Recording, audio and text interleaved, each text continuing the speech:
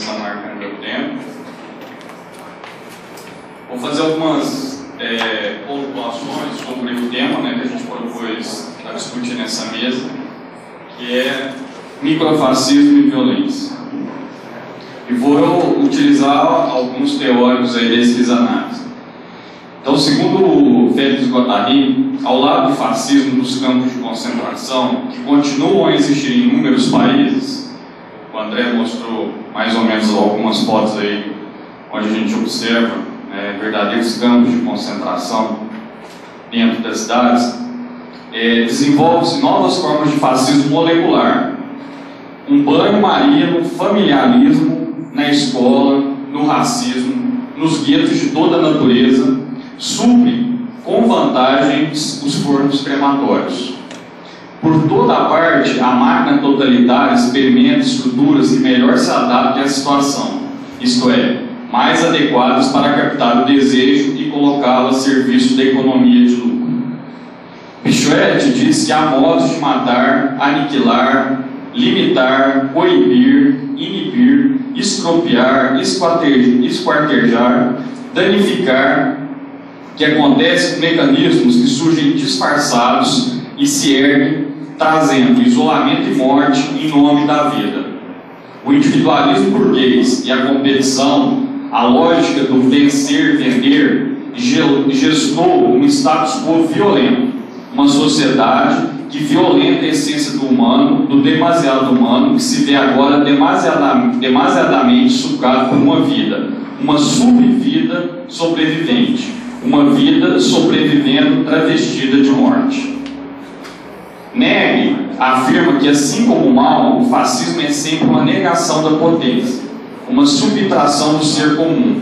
Todo fascista incita ao ódio do outro, santifica a violência como remédio contra as dores do mundo, oblitera as diferenças, exalta a ordem de um mundo passado. O fascismo, todo fascismo, reage de maneira destrutiva ao movimento da vida, a maneira alegre e múltipla como ela se inventa. O fascismo é triste, é o reino da vulgaridade e da violência. Assim, o fascismo reage com terror à manifestação das diferenças, ele se escandaliza com as mestiçagens e se horroriza com as experiências alternativas à pseudo-normalidade sexual. Na base de tudo isso estão frustração, hipocrisia e violência, mas ainda não é o bastante, pois o que domina, acima de tudo, é o culto fascista da identidade, que está sempre sendo reproposto. O fascismo está atribuindo a cada um, a todo momento, uma identidade, seja na infância, uma posição sexual, uma relação com o corpo, com o saber, uma representação do amor, da honestidade, da morte, fazendo-nos cópias cinzentas no mundo que já não queremos mais. Vivemos neste mundo de opressão que segrega, marginaliza, discrimina, estigmatiza, um mundo branco de corpos musculosos, magros, de extrovertidos, heterossexuais pragmáticos. Um mundo de campeões. O processo de negação do que escapa ao ideal de normalidade dos sócios se dá no cotidiano.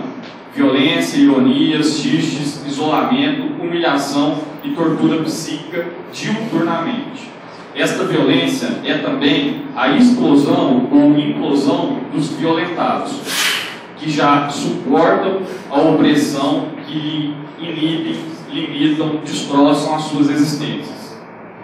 Segundo Pichot, Franz Fanon, o brilhante antropólogo e analista, percebeu um fato das relações humanas no seu vínculo com a violência. Diz ele que, submetidos a uma violência vertical, quando desorganizados e despossuídos de um ideal ético de reconstrução do mundo, o homem reage comumente transferindo a violência institucional num ato violento que vitimiza os seus iguais. É a violência horizontal, a morte dos que se veem fragilizados diante de nós, os frágeis perante a violência que desumaniza a sociedade. Muitas vezes somos opressores dos nossos parceiros, dos nossos inferiores ou de nós mesmos, sendo os mais violentados as minorias. homossexuais, negros, mulheres, loucos.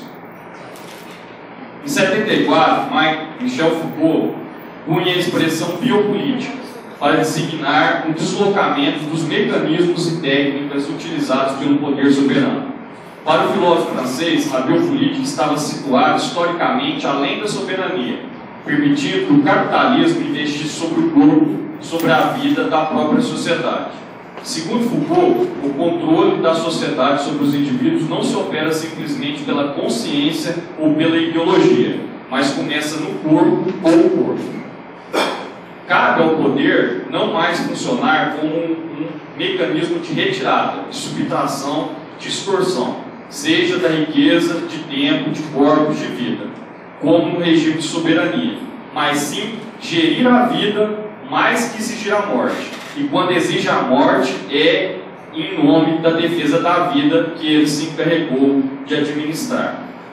Basta a gente lembrar, por exemplo, das torturas, né, autorizadas pelo governo Bush, onde ele afirmava que era para proteger a vida de outras pessoas, você poderia tirar a vida de alguns.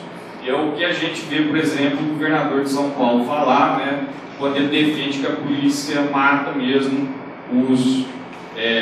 quem está violando a lei, para proteger outras vidas que são mais valiosas do que aquelas. Ou seja, em nome da vida, permite-se matar. Se antes o Estado funcionava segundo uma lógica da soberania, hoje, com o desenvolvimento do capitalismo, a lógica é biológica, ou melhor, biopolítica. Então, precisamos desconstruir o fascista que existe dentro de cada um de nós. O desenvolvimento do capitalismo, a sua necessidade de desterritorialização, permite o surgimento de fissuras, onde podemos construir movimentos sociais e, quem sabe, produzir acontecimentos. É só a gente lembrar, por exemplo, do maio de 68, lembrar da Primavera Árabe, que um simples ato que foi de um jovem que estava desempregado, que não tinha como pagar suas contas, atear fogo no corpo dele, gerou um movimento que disseminou por todo o norte da África, Península Arábica, né? E hoje está lá a Síria em guerra. Então, às vezes, uma pequena atitude, um movimento como esse nosso, que nós estamos fazendo hoje, essa conversa, uma conversa entre amigos, hoje o capitalismo permite esse tipo de encontro. Ele não se opõe, mas isso pode gerar o seu próprio fim. Então, a mensagem final que eu quero deixar para todos vocês, hoje a gente passou um dia estudando muitas questões, várias dificuldades que nós temos enfrentado. A Fran colocou a dificuldade em relação, por exemplo, à ONG, da qual ela faz parte, e de certa forma até um pouco pessimista em relação ao que a aguarda, em relação às coisas que estão acontecendo. Eu acredito que com essa possibilidade de fissura que o capitalismo também deixa brecha, nós podemos acabar com ele. Então, eu quero deixar uma frase: tenhamos esperança e partamos para a luta. E vou retomar o Aguinaldo, quando ele lembrava do Eduardo Galeano. Esses dias a gente estava fazendo uma discussão sobre aquele filme Notícias de uma Guerra Particular. Uma garota me perguntou, eu falei sobre vários problemas, né, que estavam acontecendo ali, da violência nos morros do Rio, e tinha o delegado Hélio Lúcio, se não me engano, que falava que aquilo não tinha jeito, que aquela situação era irreversível. Ela me perguntou se eu achava que tinha jeito, se eu acreditava que alguma coisa era possível. E aí, Aguinaldo, eu lembrei do Galeano, quando ele fala que a utopia está no horizonte. Caminho 2 passos, ela afasta 2 passos. Caminho mais 2 passos, ela afasta mais 2 passos. Por mais que eu caminhe, eu nunca alcanço. E para que serve a utopia, então? Serve para isso, para que eu não deixe de caminhar. Obrigado, pessoal.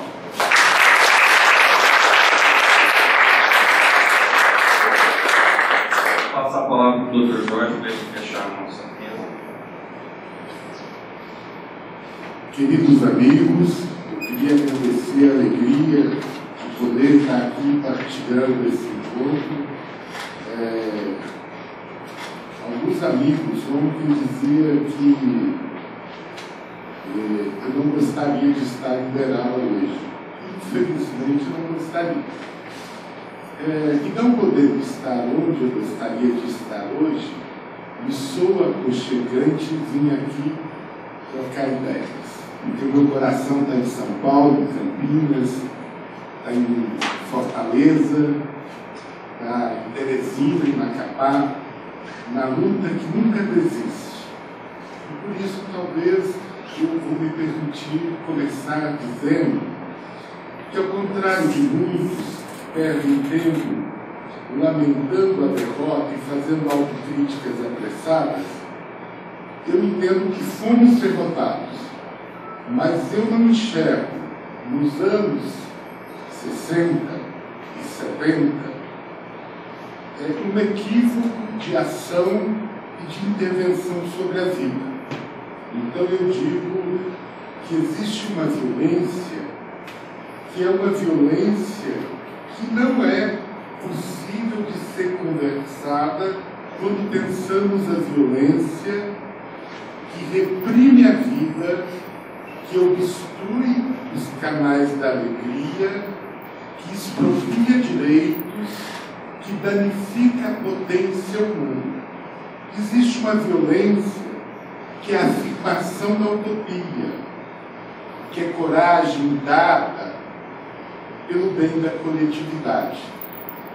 E por isso, eu começo a minha discussão dizendo que eu não faço crítica aos nossos heróis e mártires que, violentados pelo Estado, o foram porque tiveram a audácia de assumir a luta revolucionária, que para alguns é violência, para outros é coragem, a ousadia de se dar pela possibilidade de um alvorecer de compaixão e solidariedade, paz e justiça social.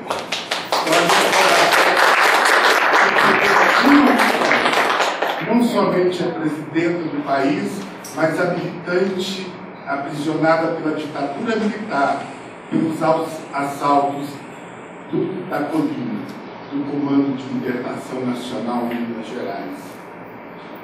Meu abraço a Gildo Macedo, utilizado na Maria, a Madre Maurina, a todos os nossos heróis, e que possamos fazer uma revisão da história, resgatando em cada cidade uma capacidade de rever os anos duros da ditadura, revitalizando algo sem o qual não temos saúde nem dignidade. Dizem que a esperança é a última que morre. Não é verdade. A esperança é sempre assassinar. Afirmação de Viacomo. Me parece importante retomar a esperança, a capacidade de sonhar, a ousadia de ver e vivenciar o dia a dia, tentando entender como se dá o processo de humanização. Eu fico muito tranquilo porque eu não sei se conseguirei, nem tenho a pretensão de trazer todos os teóricos e todas as canções que me ajudam a pensar a violência. Mas eu a penso numa simplificação que o Bio fez, que me parece ótimo, que a humanidade caminha do narcisismo para o socialismo. Nós somos a produção da vida que vai se tornando bela e encantada na medida que vida torna-se vida de encontro, aonde a minha subjetividade já não se dá apenas mirando num espelho, na qual eu idolatro o meu próprio ego, mas no momento aonde o encontro com o outro me permite devir humanidade, devir suavidade, criar uma sociabilidade solidária, que em si é a essência da construção utópica que um dia será real nas nossas vidas, da possibilidade da vida socialista. E a minha pergunta, diante desse entendimento de que o homem se dá num ponto, e que a violência, assim, quando ela altera, inibe, destrói a possibilidade do humano, ela é um mal num ponto, é que eu fico dizendo que não está muito claro para mim hoje se a violência é um problema social de fato, ou se ela simplesmente o que em análise institucional a gente chama de efeito. O que é um efeito? Ele é algo que é produzido, mas que ao se realizar, reproduz aquilo que o provocou. Muitos dos autores, debruçando sobre a violência que permeia as telas de TV, os livros, as imagens que todo dia nos chocam, reagem dizendo que é mentirosa, é ideológica a fala dos pensadores da burguesia que diz que a violência é um problema de segurança. Para eles, a violência é um problema, não é problema. Ela é inerente à sociedade mundial de controle. Ela é produzida e ela compõe a realidade da globalização neoliberal. Tá, por enquanto fica parecendo que é apenas uma denúncia panfletada, mas eles conseguem mostrar como, na realidade, para que se você chegasse ao nível de sustentação da acumulação capitalista, já sem um império baseado no Estado-nação, sem uma colônia que fosse expropriada enquanto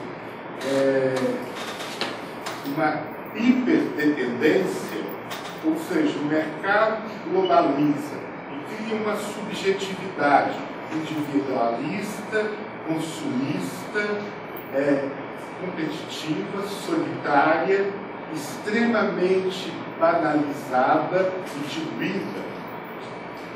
Eles vão analisar que essa vida que é formatada, que é necessária para que se tenha um estado mínimo e uma manutenção das trocas econômicas em um período onde nem mesmo os países que estimam a sustentabilidade conseguem recompor o equilíbrio econômico, o capitalismo passa a ter um movimento em que a destrutividade da vida e a banalização da própria vida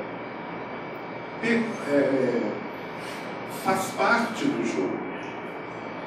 Então, isso fica muito interessante quando a gente passa dias de debate discutindo bullying e a escola, e quando um autor diz: espera aí, está tudo errado. Vocês estão pensando a violência como um reflexo de uma situação opressiva que era inesperada. E esse estado penitenciário necessita da violência que a compõe, não da violência revolucionária que aglutina e coletiviza, mas da violência que nos individualiza cada vez mais. E se a gente pensar, hoje nós não temos mais os mecanismos ideológicos que sucateavam o nosso modo de ser. E aí a gente começa a pensar que a violência é necessária para o individualismo. A violência sustenta a minha casa fechada, a minha casa com grades, a minha vida no condomínio. Todo o mecanismo que quem vai estudar a Sociedade Mundial de Controle vai dizer que o capitalismo mundial integrado, já não podendo manter a sociedade disciplinada para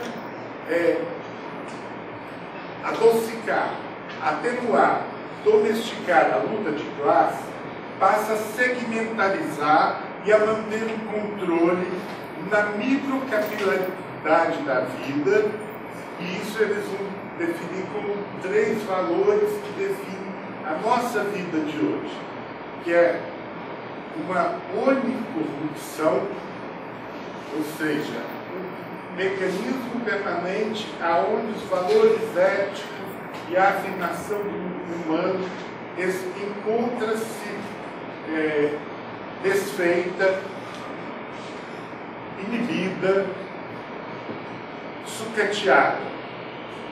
De fato, a única corrupção não é só a corrupção que a gente vê nos órgãos públicos, não. Eu vou mostrar um exemplo que eu sei que eu dou aula, que eu divido uma disciplina com o nosso querido Rafael. A gente convive com a juventude, eu sei que vocês não vão gostar. Olha, a única corrupção, basta a gente dar uma passada de meia hora no Facebook.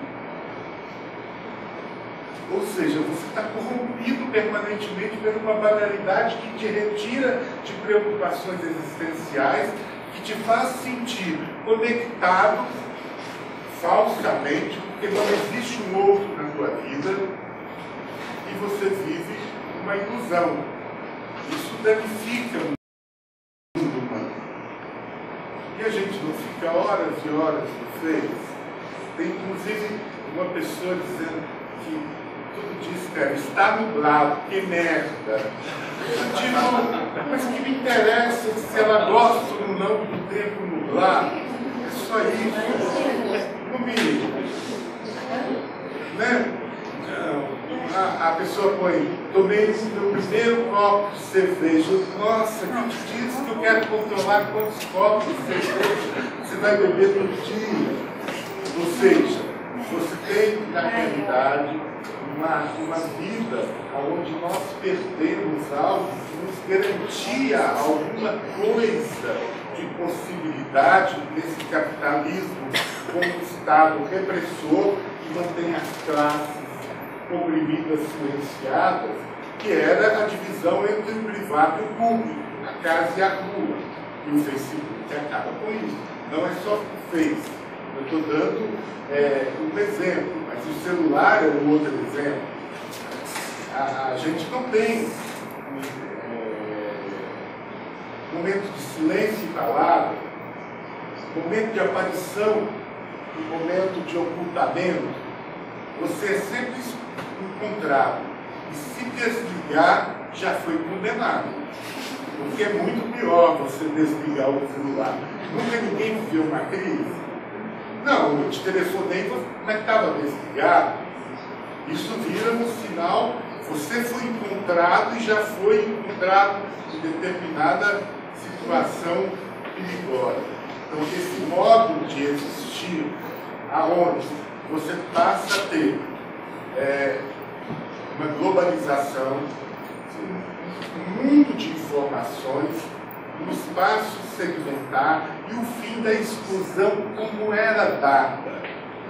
Porque antigamente, pobre era pobre, fudido, lá na periferia. Ele não tinha acesso ao mundo dos ricos. O louco estava no hospício. Com o fim da sociedade disciplinar, passa a ter algo que não é a cidadania e os direitos humanos. É o que eles vão definir como inclusão diferencial. Todos podem, desde que não queira tudo o que o outro tem de acesso. Desde que aceite ser pouco, ser menos. Né? Então, por exemplo, hoje pode ser gay? Pode, até chique. Só não pensa para que seja criminalizada a homofobia e nem peça o direito do casamento civil. É um exemplo de como se dá a inclusão diferencial. Você vai criando mecanismos de segregação e já não é mais a exclusão absoluta. É um modo de estar e que gera uma exacerbação das feridas narcísicas. O outro é evitado, a rede de relações sociais é fragmentada, não tem festa São João aí na rua, velório não é na casa, com a vizinhança fazendo um cafezinho e levando para a gente, ou seja, situações que para o psiquismo não são fáceis, são enfrentadas hoje num anonimato de muita dureza. E isso vai gerando uma incapacidade nossa de lidar com a própria vida. Então, por exemplo, a violência, ela é resistência quando ela é a afirmação de uma utopia.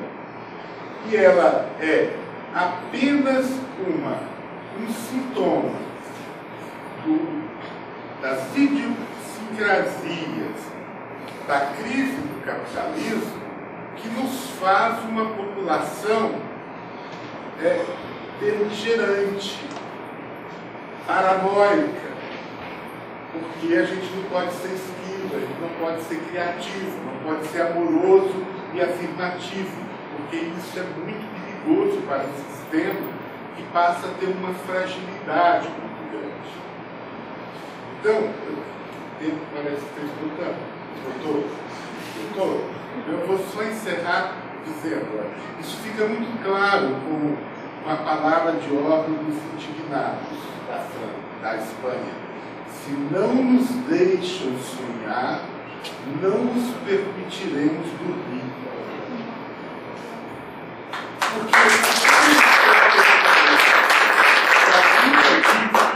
de liquidez, aonde eu não tenho possibilidade de me subjetivar no encontro com o outro, uma vida de coletividade, me deixa numa solidão, e no momento de uma crise econômica ou existencial, essa solidão me estraçalha psiquicamente.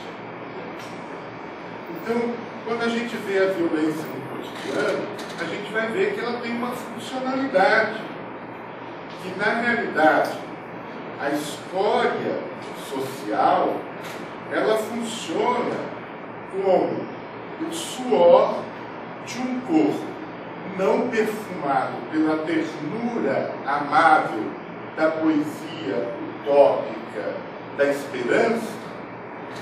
Então é um corpo desesperado, desvitalizado, carcomido, corpo social, que excreta a violência. E aí poderia, de outro dia, a gente visitar os autores que pensaram Ego para ver como isso está na rede social. Como que a violência é uma violência onde eu mato, ao matar o outro, eu mato o eu que eu vejo e não gosto. O eu que eu vejo e me ameaça. Então, para mim, a violência, no polo da utopia, ela é uma atitude ativa da vida. No polo em que fere os direitos humanos, é uma danificação do corpo social que não consegue respirar, porque na realidade a subjetividade nossa sem o outro é muito pobre. A gente não tem como fugir do narcisismo. Então, o capitalismo criou o individualismo. O liberalismo precisa dessa subjetividade. Só que a gente não consegue respirar sem o outro.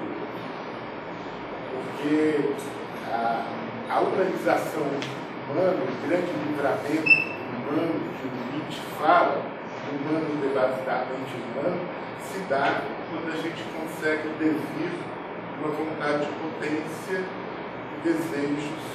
E esses desejos de vontade de potência só são fortes e esperançosos se são coletivos.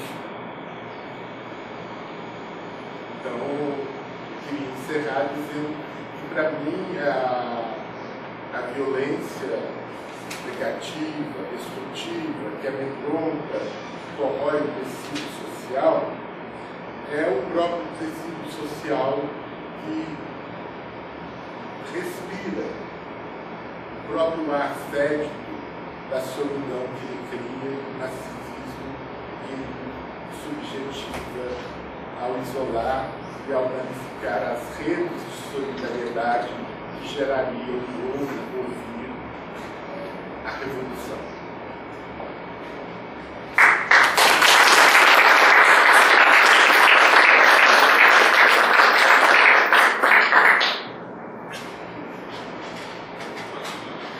Pessoal, vamos abrir para o debate então.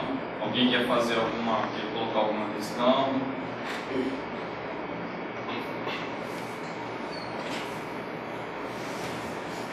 Perguntar aos integrantes da mesa a posição deles diante do novo Código Penal.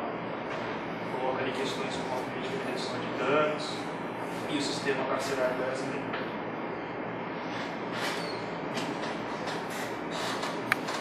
Bom, senhores, o que eu vou alegar primeiro é o seguinte: o Código Penal, esse modelo de Código Penal, a forma como ele foi criado de uma forma segmentária. Um grupo de, entre aspas, notáveis, criaram o código, transformaram ele agora em projeto através do Senado, do presidente do Senado. E qual a discussão com a sociedade? Nenhum. Os diversos segmentos da sociedade brasileira, os diversos segmentos interessados na concreção dos direitos humanos, nenhuma discussão foi levada nesse sentido. Eu acho que continua, na minha opinião, com algumas diferenças simbólicas e matemáticas, eu só vejo com números, e o Código Penal ele é um código matemático simbólico, sem uma discussão direta com a sociedade. Eu não tenho Código Penal, eu tenho um instrumento imposto, outorgado. Em relação ao sistema penitenciário brasileiro, o sistema penitenciário brasileiro não é um sistema falido. Ele funciona, mas é um instrumento, de certa forma, de reprodução da violência. É um sistema autopoético. Produz e reproduz a violência. Só para os senhores terem uma noção dessa questão da autopoiese, da violência, o que nós temos hoje em São Paulo é um verdadeiro estado de exceção, ou múltiplos estados de exceção que foram criados. Um deles é a multiplicidade de mortes de dois lados. Nós temos um grupo, hoje a imprensa não pode nem mencionar o nome do grupo, dado o pacto que eles têm, porque o grupo quer justamente a questão da visibilidade na imprensa. O Estado, de certa forma, tem esse pacto direto com a imprensa do Estado de São Paulo. E o que nós temos? Um grupo que o que ele tem enraizado nele é um forte sentimento de injustiça social. O grupo criminoso que nós temos, ele não surgiu por abiogênese, por geração espontânea, por uma colisão de moléculas de aminoácidos, etc., e formaram uma proteína. Não foi bem assim. Nós temos um grupo que foi criado, organizado, pensado para contestação de um sistema. Não foi um grupo criado para dominar o poder ideologicamente, do ponto de vista político-partidário, ou se transformar num partido como o IRA tem se transformado, tem todas as feições hoje de um partido.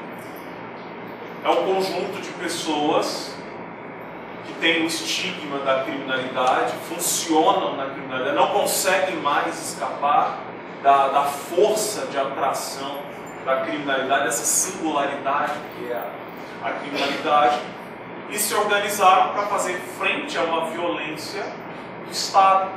E o mais interessante é que o Estado aumenta e muito a violência, ele aumenta e muito o estado de exceção, que é o estado de exceção. É o Estado que só tem a aparência da legalidade, e é o Estado que vai alimentar justamente esse sistema da violência. Tanto é que tem um livro não considero uma obra-prima de arte, nem nada não, mas é um livro interessante do Caco Barcelos, o Rota 66.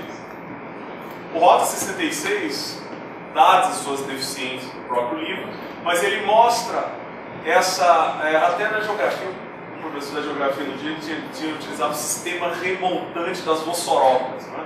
Os buracos, processos erosivos, etc.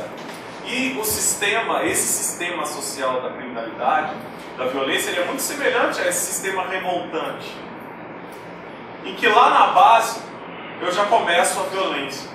Ela vai chegar até tal ponto, crescendo essa violência, que o sistema aqui ele vai abalar o sistema aqui, que vai abalar aqui, eles vão se autoalimentando. Tanto é que esse conjunto de mortes que estão ocorrendo é um horizonte sem fim. Enquanto continuarem atuando dessa forma, é um horizonte sem fim. Porque o medo do Estado é perder o seu establishment, perder justamente a sua legitimidade para com o público. E para mostrar para o público que ele existe, isso era uma característica do nacionalsocialismo, é mostrar a força.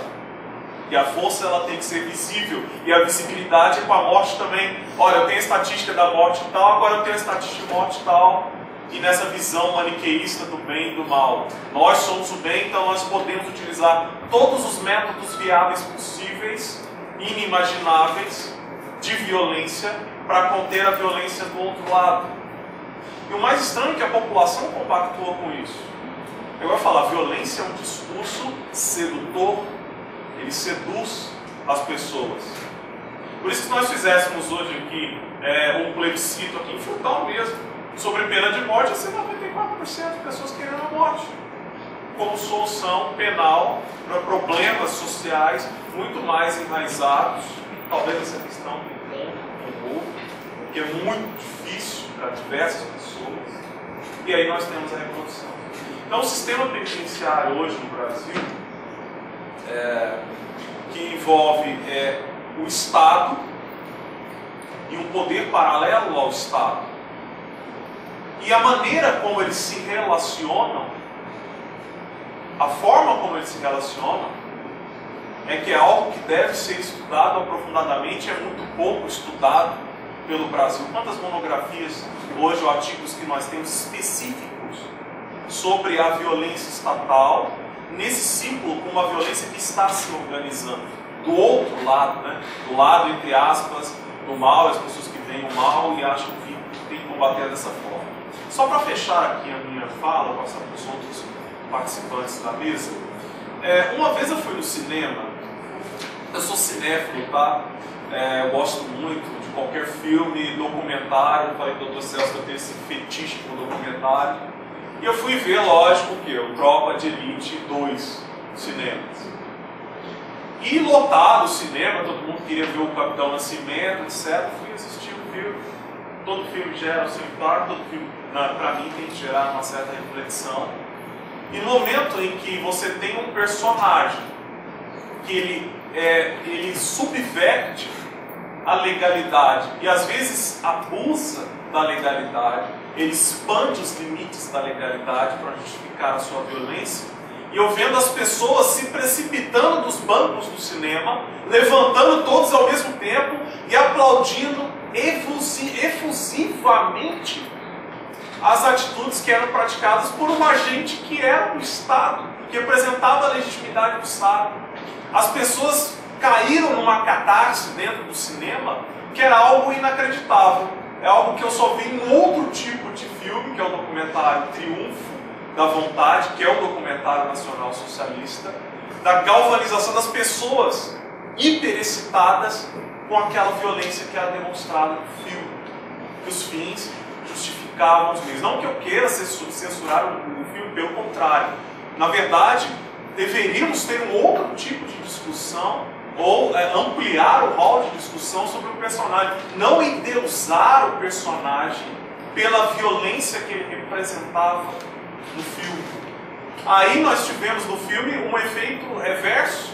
Se ele queria, ou seja lá se o diretor queria isso, mostrar o naturalismo do Estado brasileiro, da violência brasileira, e o tiro saiu pela culatra. Não sei exatamente o que ele pretendia com aquilo, em que as pessoas se identificaram com aquela violência. Elas beberam do cálice, do sangue do cálice daquela violência, e se sentiram bem. como o nacionalsocialismo na década de 30 se sentiram muito bem com aquilo. Isso eu acho um discurso extremamente perigoso. E é um perigo que antes eu tinha apenas do Estado, às vezes, né, os grandes criminalistas da atualidade, da pena, né, do programa, etc., era uma coisa até um pouco irracional. E agora não, um filme que em larga escala, e como a juventude vai receber, por exemplo, o impacto desse filme de forma crítica, ele imposto a violência dessa forma. Então esse tipo de violência é que nós deveríamos combater, que é a violência triste, que provoca a tristeza, a violência que provoca o luto. Pessoas morrem e morrem para justificar uma violência irracional. Ela se torna racionalizada pela burocracia, mas irracional como fim. E a banalização da própria vida, a coisificação da vida, que o outro não tem a vida, eu tenho.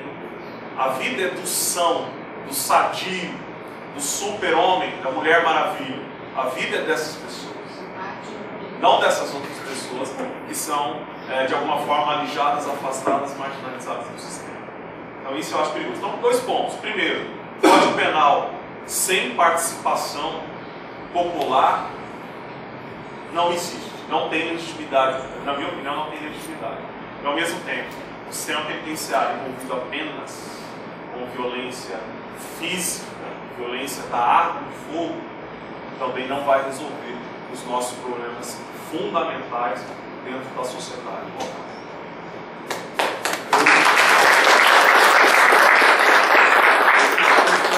Existe uma contradição básica. Nós temos no Brasil, a Constituição não prevê caráter punitivo. Prevê um sistema penitenciário que teria uma função ressocializante e reabilitativa. E aí eu fico achando algumas coisas que eu não consigo aturar no Código Penal, porque assim, todo mundo sabe que você vai para um lugar condenado por uma pena para aprender a cumprir, a realizar com mais perfeição aquele crime que você foi condenado. Eu não acho que ninguém merece. Hoje a minha roseira está toda de flor. Ela está com mais de 20 caixas. Ninguém merece viver sem roseira, sem passarinho, sem roda de amigos e cervejinha. Eu tenho que fazer o presídio. Tem que humanizar, como a gente enfrentou a humanização do hospício, inventamos o sistema aberto. Talvez a gente estivesse hoje não vendo o Supremo Tribunal Federal, depois de exageros de ambas as partes, vivendo uma crise. Porque todas as partes exageraram, pró e contra a punição do mensalão. Teve momentos de histerismo das duas partes. Perderam o controle. Aí quando chegou na hora da pena, 3 dias de reunião estão em crise. E todos pensando igual. Porque ninguém gostaria de dizer que a punição verdadeira que eles mereciam é 3 tapinhas na bunda, um puxão de orelha e um tempo de trabalho comunitário em entidades populares anônimas. Porque realmente isso faz efeito. Você, quando percebe, eu digo, olha, tal elemento constrói um esquema maquiavélico de manipulação e perpetuação do poder. Eu prepunir isso necessariamente, eu preciso do presídio. Aí, a lembrança do zapatismo, o cara que tentou matar o subcomandante Marcos foi condenado a conviver em comunidade por 6 meses. A viver a comunidade, a viver como que era a vida de partilha, de construção, a cultura indígena maia, e depois vai com Deus. Então, assim, é uma coisa que talvez passe por uma revolução muito maior do que a gente imagina. Porque a nossa sanidade mental ainda está baseada nessa naturalização de que o criminoso fica preso, a gente esquece das dores envolvidas naquela prisão, acha normal, ele fica lá esquecido, uma subvida, e a gente fica aí bancando. As ruas, por exemplo, tem problema com dependente químico, com usuário de crack. Preguiça de dialogar, preguiça de conversar. Em casa, a Luína é que manda na minha casa. E ela não deixa nenhum dia sair sem alguma coisa de leve, o sinal da nossa ética de partilha. Ela late comigo e fica brava. Mas até ela já concordou. Depois de 9 horas, eu já estou no meu sossego. Então eles mesmo quando toca a campainha, eles falam, desculpa, perdão, eu esqueci do nosso combinado. Eu trato com ele. Então, por exemplo, o que a gente tem feito? A gente tem feito uma diabolização de determinadas figuras e a gente cria um fantasma de medo e a gente não percebe que a fragilidade nossa é porque a gente vive sozinho. Se um ladrão entrar na nossa casa e a gente gritar, ou se o marido bater na mulher, que são problemas mais frequentes, mas a televisão não dá, que o PCC matou e morreu em troca de tiro, mas o mesmo número de mulheres são assassinadas no Brasil e não é manchete. Não se quer discutir a Lei Maria da Penha, não se quer discutir a homofobia, não se quer discutir direitos humanos. Então o Código Penal para mim assim, sabe uma coisa meio sem sentido? Porque eu não acredito no presídio, então eu acompanho o júri até antes da dosimetria. Eu acho bacana que o jogo desse lado, aquela disputa de inteligência e cidade. Parece faroeste. Bom, o professor Jorge, acho que e o Renato falaram muito bem. Eu senti, quando eu não fiz a pergunta, mas me senti feliz ouvindo a exploração do senhor agora. Eu posso dizer que eu também participei de um grupo em Belo Horizonte no ano passado, e eles trabalham pelo fim do Código Penal, não é pela reforma do Código Penal, então acabar com isso. É assustador, né? Eu nunca imaginei que pudesse ter gente inteligente já pensando nisso, penso nisso há muito tempo. Me faltam argumentos e dados, mas me satisfaz saber que já existe essa possibilidade muito grande da gente assumir as responsabilidades dos nossos próprios problemas, né? Isso combina um pouco com aquilo que eu disse na minha fala anterior, que uma polícia desarmada é uma polícia boa, né? Com respeito, não medo.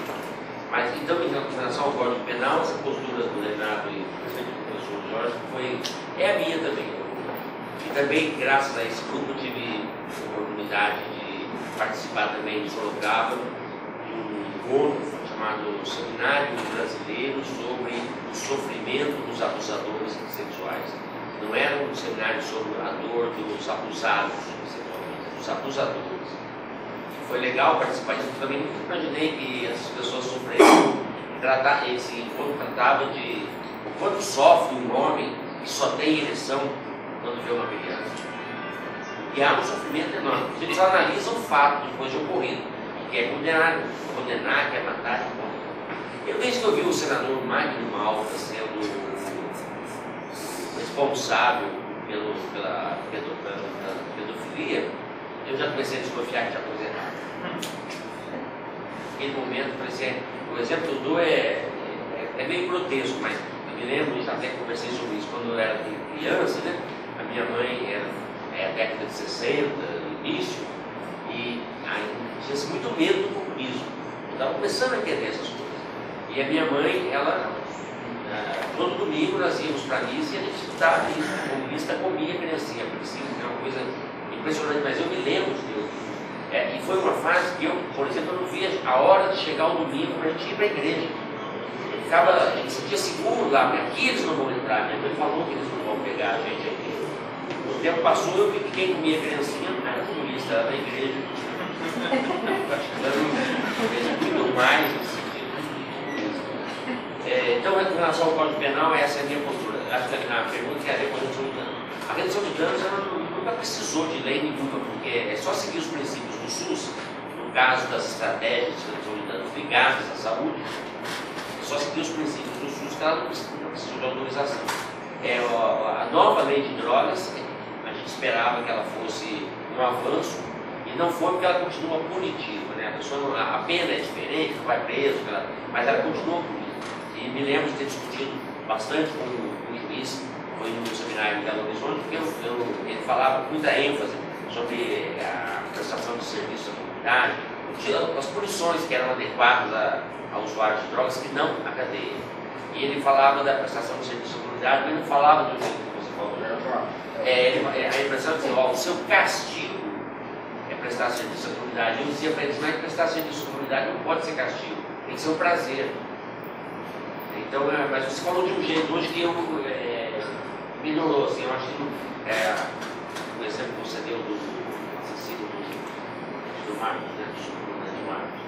Então, em resumo, a minha postura em relação à redução de danos, nunca houve, nem há, pode acontecer. Então, isso, na verdade, um Estado esquizofrênico que punha na época das trocas de seringa, contratava pessoas pela saúde para distribuir seringa como forma de prevenção da AIDS, e tinha a polícia que prendia as pessoas que distribuíam seringa. Quer dizer, não tinha sentido. Mas isso foi vencido, né? Então, não vejo nenhum impedimento, porque não há mesmo nenhum impedimento nesse sentido.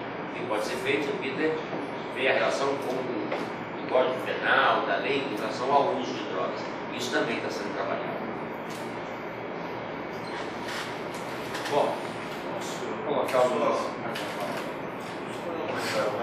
Não é a minha área, não gosto de fazer isso. Quando eu comecei a minha fala sobre violência futura, aí quando você se depara com o fato de que no Código Penal não houve a participação popular, para mim é a cultura que eu entendo como democracia. Quer dizer, é o próprio Estado rompendo algo que ele estabelece em lei. Somos uma democracia. E isso é feito, por exemplo, em escala federal, mas é feito em escalas locais do município. Então, eu não fico espantado quando eu discuto uma questão dessa, porque, por exemplo, você fala, a gente vai discutir município, cidade. Mas você tem um negócio chamado Estatuto da Cidade. Você tem o artigo da Constituição 182, 183 e o Estatuto da Cidade. São os que vão regulamentar, vão dar os parâmetros de como é que você vai discutir lá o dito plano diretor. Do ponto de vista prático, a maior parte dos municípios que são obrigados a ter plano diretor pegam aquele negócio simplesmente nada. Você não tem foto, você não tem participação popular, você não tem audiências públicas, você tem, faz de conta. Então, isso é, quando a gente está discutindo violência, eu comecei, violência para mim é a cultura, é isso. Quer dizer, é o Estado mantendo aquilo que ele estabeleceu lá na Carta Magna. Democracia. Mas não tem a participação, não tem democracia. É óbvio, ponto, acabou. Não fico espantado. E isso, para mim, eu não quero generalizar, acaba prevalecendo praticamente em todas as instâncias do nosso cotidiano, da nossa vida. Eu fico com a sensação de que a gente perdeu a luta. Mas isso não é não é uma perspectiva negativa. Pelo contrário, quando eu falo que a gente perdeu a luta, isso me faz pensar, bom, mas quais são as outras formas, então, de buscar vitória? Porque movimentos como esse, a gente sempre tem que ter claro, que são marcados pela derrota. A gente perde o tempo todo. Eu não gostaria tanto da gente ter ganhado. Não, de forma alguma, senão eu não estaria aqui. Como a gente conversa, estaria em casa tomando uma cerveja, um filme, alguma coisa do tipo. Não estaria falando aqui fim do capitalismo, né? Isso é uma loucura. Não é, vamos trabalhar pelo final do capitalismo. Eu vou morrer, isso não vai acontecer. Mas a ideia é jogando as sementinhas, né? Das outras gerações. esse é o processo, quer dizer, mas eu acho que é uma coisa óbvia. Essa sociedade, sim, não importa qual a perspectiva que faça nada, não dá. Isso é claro, é óbvio. E no caso do Brasil, é isso, nós não somos um país que vivenciamos democracia. Só queria colocar uma... Somos pseudo-democracia, olha só. Eu estava na USP, em São Carlos, eu acho que o ano era 2003, uma coisa assim, né? Conversando com os amigos e falando, nossa, esses Estados Unidos nunca vai quebrar, que não sei o que tem, né? Isso aí vai demorar, pode a gente lia os focos, isso aí vai demorar mais uns 100 anos para quebrar. Aí, em 2008, se eu não me engano, né, a quebra dos Estados Unidos, a quebra da economia norte-americana. Quer dizer, eu não sei se isso aí que você falou, que você vai morrer, o capitalismo não vai cair, eu não sei se isso procede, porque o muro da Alemanha caiu. Ninguém falava que isso ia cair. Agora, eu tenho que contar com a realidade do princípio hoje. Se ele quebrar amanhã, ótimo. A realidade do princípio hoje, imediata, é essa. Eu não posso ficar apontando. Pode acontecer que.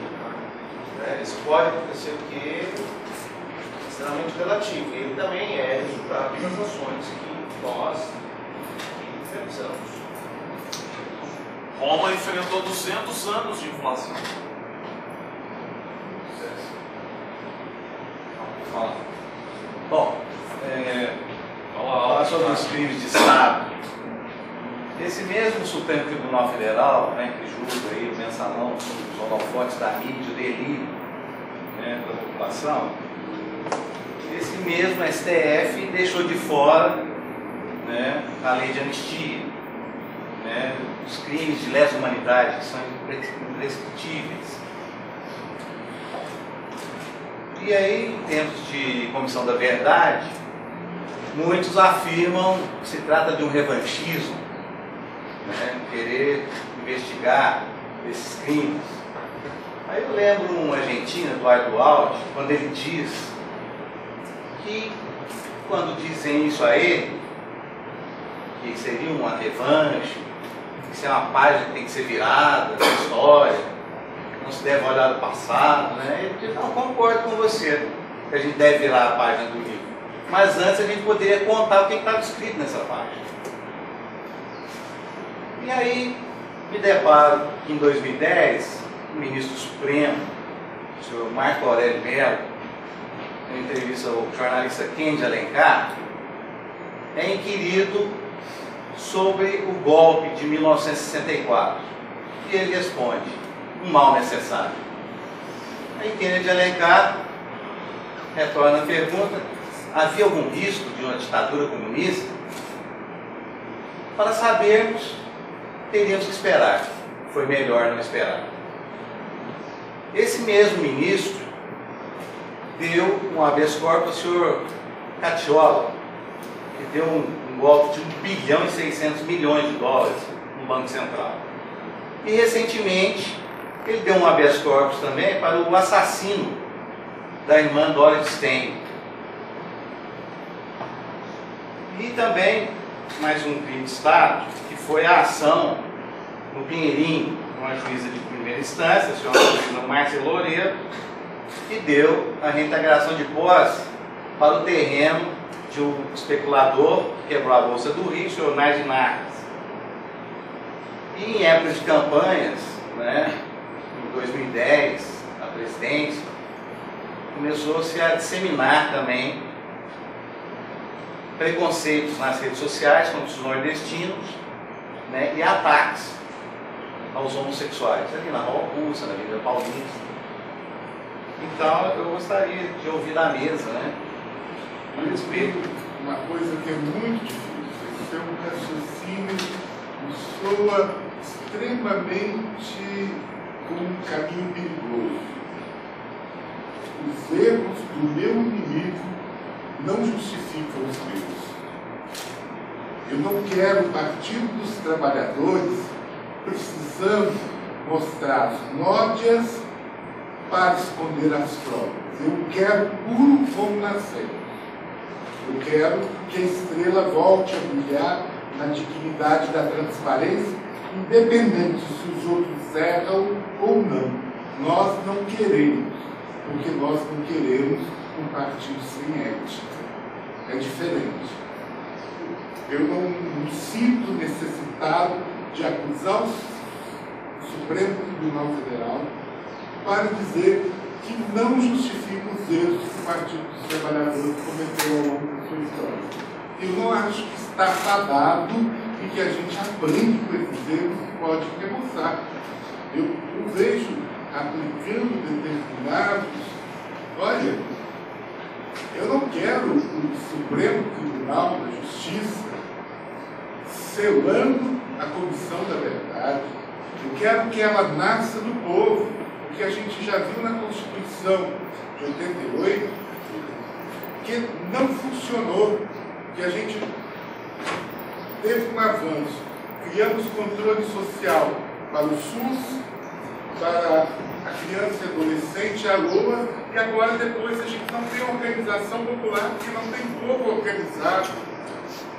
Então, para mim, eu vejo quais são as tarefas que a esquerda tem diante de si.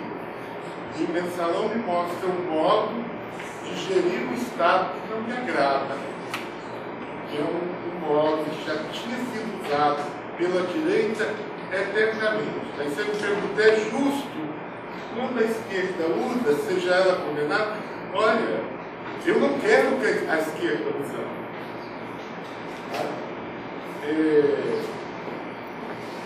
No momento, eu acho que falta mais a gente organizar os trabalhos afirmativos de reinvenção de um PT que seja redução de danos, de um PT que seja políticas públicas afirmativas, que seja intervenção na comunidade, no movimento pela terra, no movimento indígena, porque na realidade nessas lutas institucionais, aonde, por exemplo, a direita muitas vezes tem conseguido ser mais dispersa do que a esquerda. Eu queria a esquerda esperta na luta popular, para que a gente não precisasse desesperando e que a gente conseguisse derrubar as instituições portuguesas. Isso aí é um pensamento meu, assim, porque você mostra uma série de bandidos que foram. Na verdade, eu queria saber a questão do Marco Aurélio, falar que a ditadura foi um mal necessário. Uai,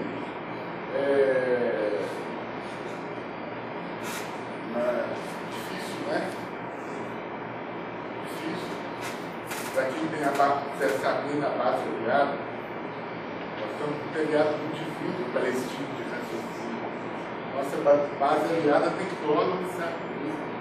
Difícil refletir assim. A luz.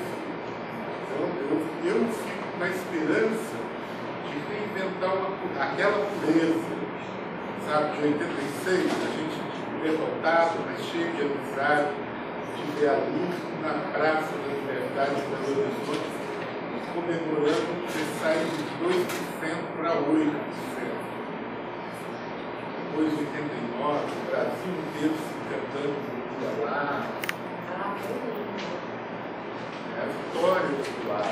Mas o coração em São Paulo ainda está batendo pelo radar. Continua, eu não desisto da Constituição.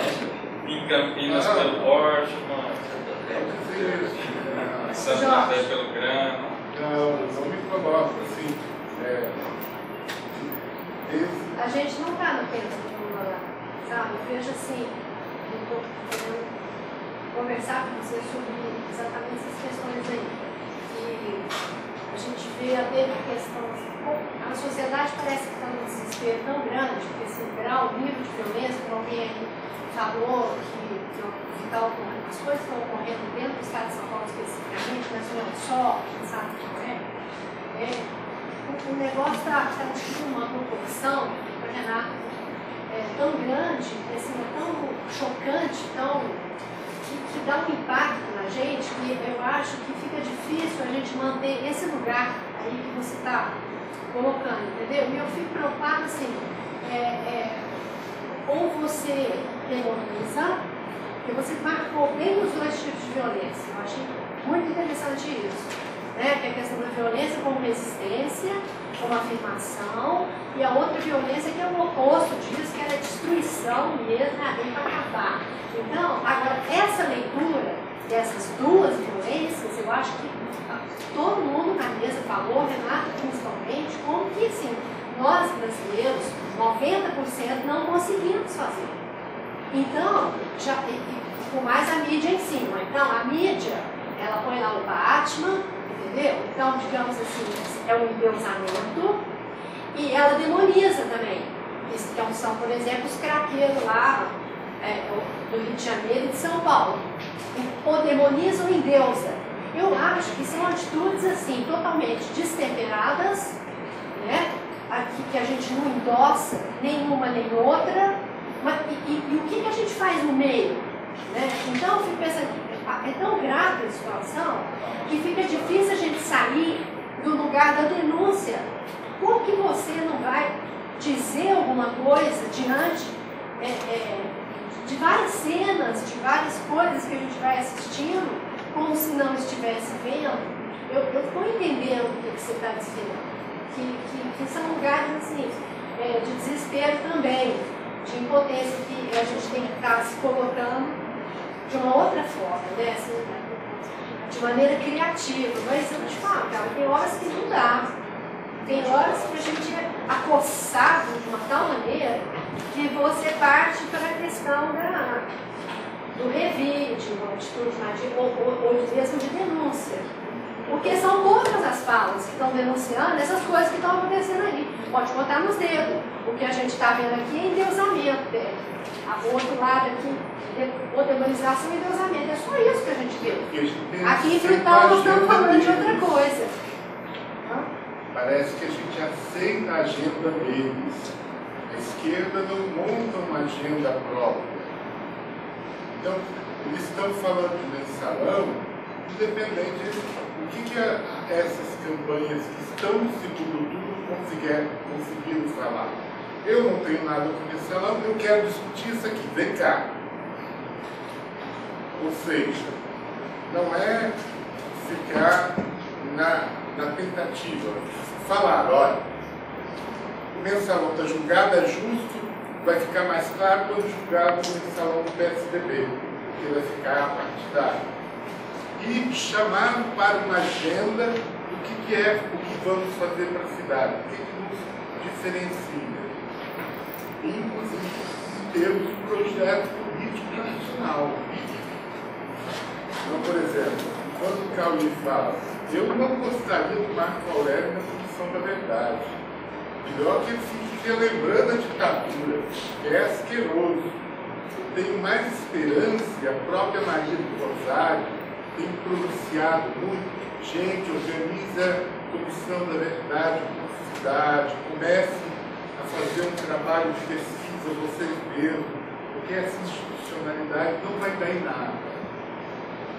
E no primeiro momento da Argentina também não deu nada. Ontem tinha um repórter que visitou, ele falou, no primeiro momento a gente foi derrotado, a segunda lei a gente foi derrotado de novo, depois começou a ter alguns juristas que foram sendo formados no caldo da discussão dos direitos humanos, que assumiram uma postura de enfrentamento do Estado. Pessoal, eu queria propor que a gente continuasse o debate no cafezinho, nós vamos tomar agora, porque nós já atrasamos aí 1h30, né? E já está ficando tarde. Podemos encerrar por aqui essa discussão e continuar lá? Sim. 5 minutos, então. 10 minutinhos lá pro café, tá? 10 minutinhos, vamos voltar para a gente terminar nosso trabalho.